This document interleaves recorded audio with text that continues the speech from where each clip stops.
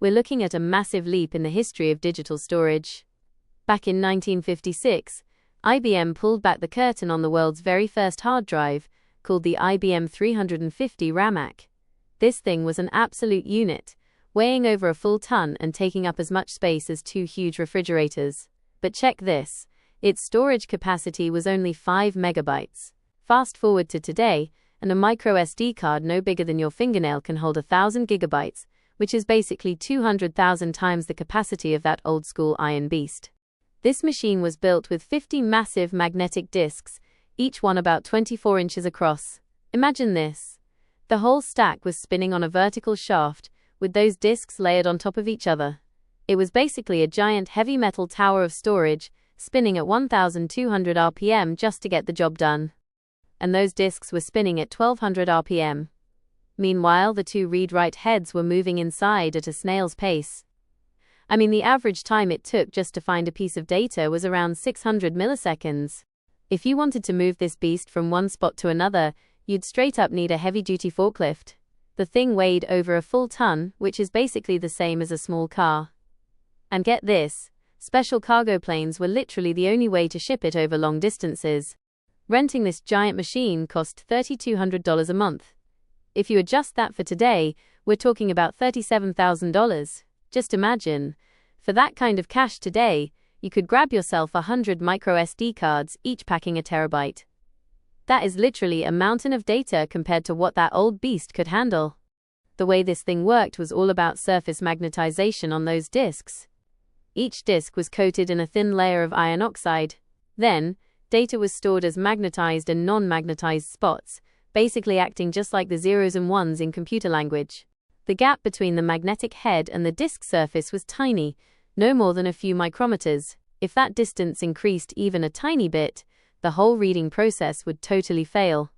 Back then, even a tiny speck of dust was a major threat to the system's stability. It's wild to think about, but a single dust particle was basically a giant boulder compared to that gap, and if it got hit, it could cause a head crash and wreck the whole thing.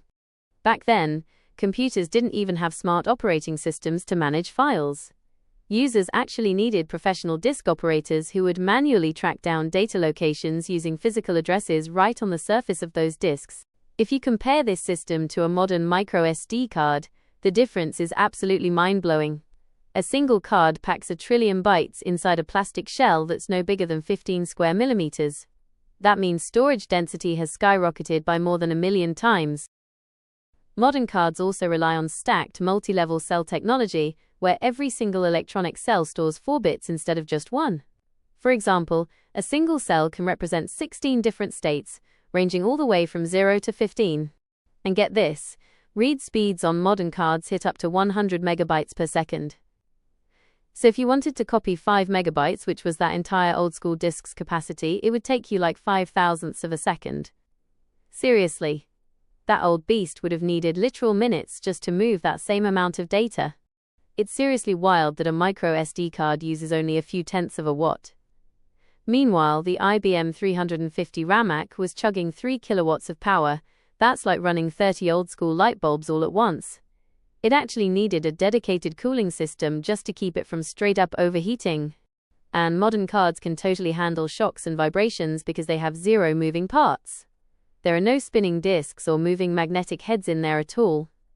If a micro SD card takes a massive fall from a crazy height, it'll most likely be perfectly fine and work right away. Experts predict that the capacity of these tiny cards will hit 10 terabytes within just a single decade. Every single year, a new generation drops that doubles the storage density. If this evolution keeps on rolling, we'll be able to carry entire massive libraries right in a tiny little pocket.